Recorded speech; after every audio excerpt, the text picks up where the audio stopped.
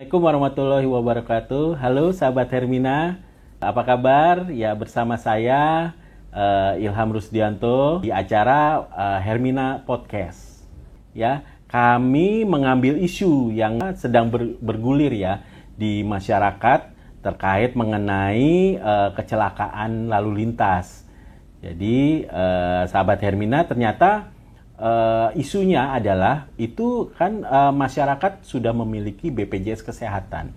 Lalu BPJS Kesehatan ini tidak menanggung biaya pengobatan untuk semua jenis kecelakaan. Ya, banyak sekali masyarakat yang tidak mengetahui hal ini.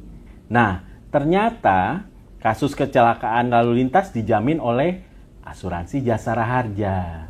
Nah, oleh sebab itu, ya hari ini kami mengundang narasumber Bapak Taufik Abbas dari Jasara Harja, Tangerang Selatan. Halo, selamat pagi sahabat Hermina. Selamat pagi Pak Abbas, apa kabar? Alhamdulillah. Sehat ya Pak? Luar biasa. Alhamdulillah sehat Pak Abbas. Nah, gimana Pak kesibukan Pak Abbas saat ini Pak? Alhamdulillah masih tetap semangat melayani masyarakat Indonesia, terutama korban kecelakaan lalu lintas yang berada di wilayah Tangerang Selatan. Iya ya, banyak ya Pak ya? Sangat banyak. Sehari itu berapa Pak? Biasanya ada aja ya Pak kecelakaan ya? Rata-rata untuk korban kecelakaan lalu lintas, khususnya wilayah Tangerang, Ya. 4 orang meninggal per hari Pak. 4 orang ya? 4 orang meninggal per hari. Iya ya. Di dalam kesibukannya Pak Abbas, terima kasih sudah hadir ya Pak ke Rumah Sakit Hermina, menyempatkan diri untuk mengisi acara podcast ini gitu. Ini perdana loh Pak. Jadi kami ingin memberikan sesuatu yang berbeda ya. Kami ingin mengikuti isu yang ada di masyarakat, terutama di wilayah Tangerang Selatan ya. Kira-kira ada tanggapan Pak terkait tadi isu-isu yang ada di masyarakat nih Pak untuk yang penjaminan kecelakaan? Betul sekali sih Pak, banyak sekali, tidak hanya di Tangerang Selatan, mungkin hampir seluruh Indonesia masyarakat masih beranggapan jika BPJS itu menjamin semua pengobatan di rumah sakit. Padahal untuk saat ini kami telah bersinergi dengan BPJS bahwa untuk khususnya kecelakaan lalu lintas kami Jasara Harja sebagai penjamin pertama. Namun demikian karena kami limitnya terbatas, BPJS lah nanti yang menjadi second payer manakala biaya perawatan tindakannya melebihi plafon yang ada di Jasara Harja. Jasara Harja, oke. Terjawab ya Pak, maksudnya BPJS bisa menjamin tapi sebagai second payer ya Pak. Betul ya Pak ya, kalau saya tangkap itu. Jadi masyarakat nggak usah khawatir gitu. Jadi kalau umpama ya amit-amit ya kalau terjadi kecelakaan lalu lintas ya masyarakat memiliki BPJS itu bisa digunakan sebagai penjamin kedua. Yang pertama adalah Jasara Harja gitu. Ada yang berpendapat di masyarakat tuh bahwa proses penjaminan kecelakaan lalu lintas itu ribet Pak. Ya, benarkah seribet itu ya Pak ya? Bahkan ada juga yang berpendapat bahwa proses sangat mempersulit. Gimana menurut Pak Abbas? Nah, sebetulnya baik lagi sih Pak, karena ketidaktahuan. Ya. Karena ketidaktahuan jadinya ribet. Sama halnya kita memperpanjang pajak ke Samsat, ribet, lama, jatuhnya malas. Padahal ketika kita tahu alurnya, itu cepat mudah kok. Yang membedakan tuh mungkin ini agak menyimpang sedikit ya Pak, ya, karena saya di Samsat. Betul. Contoh kita mutasi masuk, atau misalkan kita ganti kaleng, kan otomatis kendaraan harus digesek dulu. Betul. Ketika mutasi masuk juga sama. Didata dulu untuk BPKB juga kita ke Polda, kita ganti kan setiap kalau mutasi masuk atau ganti nama. Prosesnya memang agak lama. Tapi kan untuk tahunan hitungannya menit Pak. Nah, sama halnya dengan Jasara Harja, karena masyarakat tuh tidak tahu. Mohon maaf, dilema bagi saya. Setiap saya mencoba bertanya kepada masyarakat awam, Bapak tahu Jasara Harja? Oh, yang di tol. Mindset Jasara Harja di tol. Tidak mengena, dan itu memang penting dan menjadi tugas kami semua untuk mensosialisasikan, memberitahukan apa itu Jasara Harja. Itu yang pertama.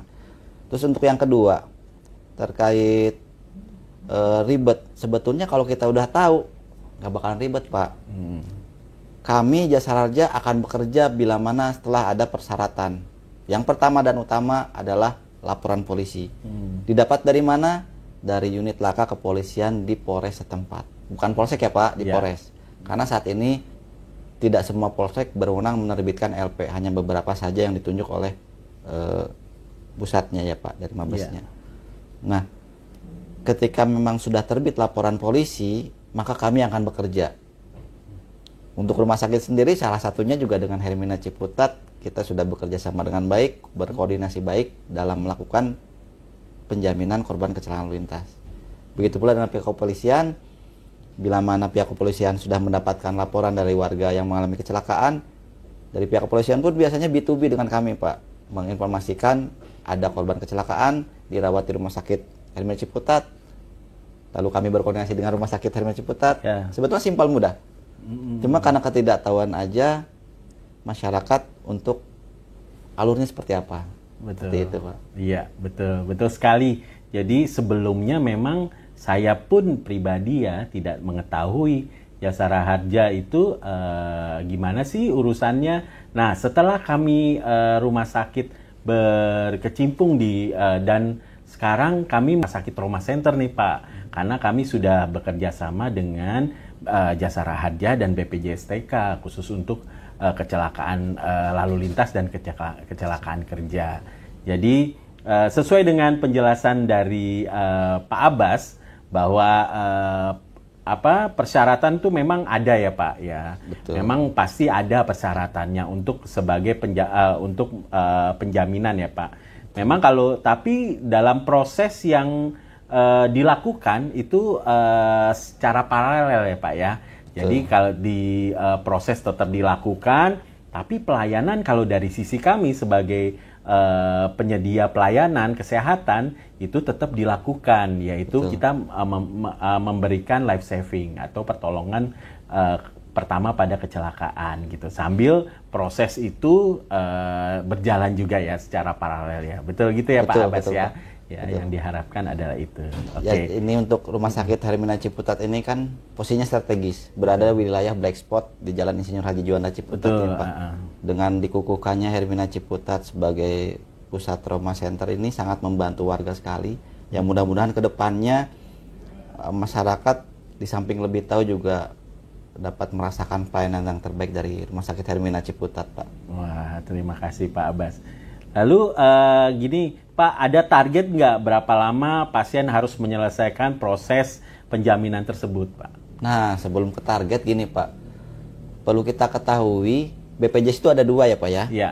Satu BPJS Kesehatan, satu lagi BPJS Ketenagakerjaan. Iya. Bila mana si korban kecelakaan tersebut itu dalam rangka bekerja atau pulang kerja, ketika dalam tindakan perawatannya itu biayanya melewati batas plafon yang disediakan Jasara Harja, maka yang menjamin keduanya adalah BPJS Ketenagakerjaan. Namun demikian, bila mana si korban kecelakaan tersebut bukan di luar jam kerja atau dalam masa hitungan kerja, itu yang masuk BPJS Kesehatan, Pak. Jadi itu juga agar masyarakat tahu dan tidak ada miskomunikasi di sana. Oh, ini bukan dalam kerja atau pulang kerja, berarti second pair-nya ke kesehatan. Bila mana pulang kerja atau saat kerja atau akan berangkat, berarti second pair-nya ke BPJS Ketenagakerjaan. Nah, untuk masa berlakunya ini kalau Jasara Harja sendiri, selama pasien dirawat, Pak, itu kami siap menerbitkan gitu. Karena seperti kita ketahui sendiri, untuk penerbitan laporan polisi itu kan pihak kepolisian perlu ada TKP, BAP saksi, seperti itu. Waktunya memang dilema. Polisi butuh data yang akurat, sedangkan si pasien butuh kecepatan penjaminan. Betul. Namun demikian, untuk saat ini juga saya berterima kasih kepada pihak kepolisian dalam rangka kemanusiaan. Beliau melewati beberapa langkah sampai akhirnya terbit LP seperti itu, Pak. Iya. Gitu. Nah, karena Jasara Harja berdasarkan pasiennya itu sampai kapan dirawat, kami pasti menerbitkan jaminan. Akan tetapi kan dari pihak BPJS hanya 3 hari, Pak. Karena BPJS itu hanya 3 hari masa waktu untuk mendaftarkannya. Betul. Maka kami pun berharap semaksimal mungkin ya di bawah 3 hari, karena biar ada space juga bagi pihak keluarga untuk mendaftarkan si pasien, mempersiapkan diri bila mana terjadi ekses biaya. Iya. Oke. Jadi memang benar apa yang disampaikan oleh Pak Abbas. Jadi kami dari pihak rumah sakit juga melihat proses penjaminan itu kami nilai sih cukup cepat, Pak. Jadi memang di bawah 3 hari. Bahkan kalau 1 hari asal kelengkapannya sudah lengkap ya, Pak. Jadi biasanya kami dapat setelah diproses dari pihak keluarga ke kepolisian, dapat surat apa tadi Pak? Surat laporan polisi. Nah, setelah itu kami sambil mengirimkan ke jasa raharja. Nah, jasa raharja ya hitungannya nggak sampai 1 hari, bahkan lebih cepat dari itu ya, gitu, lebih cepat. Jadi kira-kira ya di bawah 3 hari sih kami rasakan terbit Pak surat jaminan. Jadi pasien bisa lebih tenang, gitu. Iya Pak, saya juga mengucapkan terima kasih atas edukasi dari pihak rumah sakit, karena tanpa adanya edukasi dari pihak rumah sakit, terutama garda terdepan rumah sakit, ya pihak masyarakat karena ketidaktahuan ya bingung. Dengan adanya diarahkan harus ke polisi dulu untuk penjaminan, ya alhamdulillah jadi semakin cepat juga, semakin terbit jaminan semakin cepat. Oh iya Pak, untuk tindakan yang dijaminkan oleh jasa raharja sejauh mana ya Pak yang akan dijaminkan oleh jasa raharja? Untuk yang pertama sudah pasti kecelakaan lalu lintas ya Pak ya. Namun demikian korban kecelakaan lalu lintas itu yang dijaminkan itu adalah orang yang menjadi korban akibat kendaraan bermotor di luar dirinya. Jadi kalau orang yang jalan kaki, bawa sepeda angin, bawa beca, tertabrak, terserempet oleh kendaraan bermotor lainnya di luar dia, maka dijamin gitu Pak. Seperti orang yang tertemper kereta, tertabrak kendaraan motor, mobil yang siap tahun bayar pajak. Seperti itu. Jadi kalau memang kita tiap tahun bayar pajak di Samsat itu ada SWD KLLJ, itu sebetulnya bukan untuk kita Pak, tapi untuk orang lain yang menjadi korban akibat kendaraan yang kita punya. Seperti ini ya Pak, seperti penumpang kendaraan umum. Betul.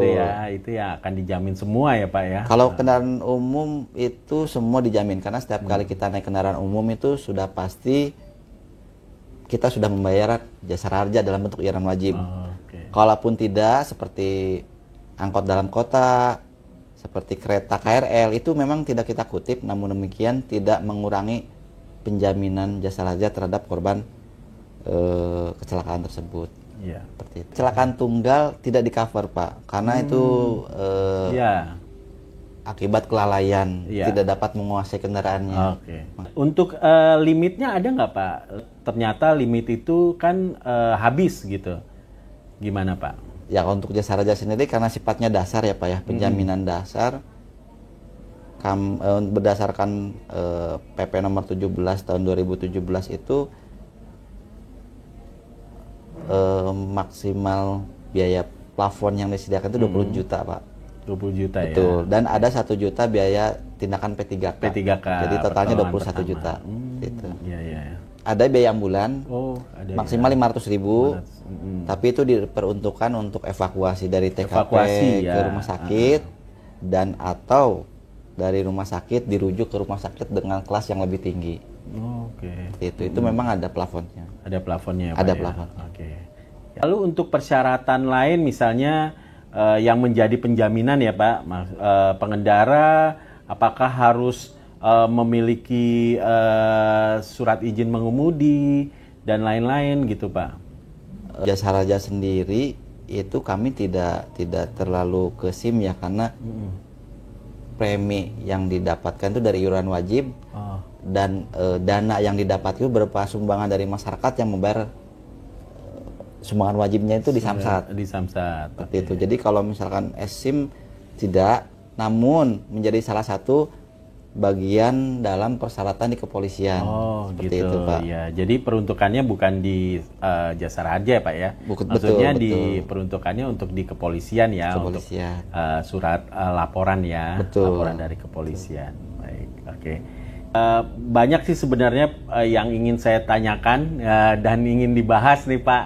Cuman nanti kita bahas lagi di lain waktu ya Pak ya. Pak Abbas ya, terima kasih sudah menjelaskan dan membuka. Mudah-mudahan bisa membuka wawasan masyarakat nih terkait mengenai penjaminan kecelakaan. Jadi sekali lagi kesimpulannya adalah yang saya ambil adalah jika terjadi kecelakaan lalu lintas, ya maka nggak usah khawatir.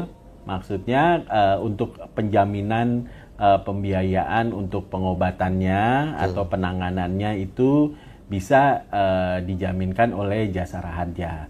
Tetapi dengan syarat kelengkapannya dan persyaratannya harus dilengkapi. Betul gitu ya Pak ya? Betul Pak. Jadi di situ juga harus ada kronologisnya. Betul. Jadi berdasarkan laporan kepolisian juga melihat dari kronologis juga ya Pak. Begitu juga dari Jasara Harja. Betul gitu ya Pak? Betul. Ya? Terima kasih banyak Bapak Abbas atas sharingnya pagi hari ini.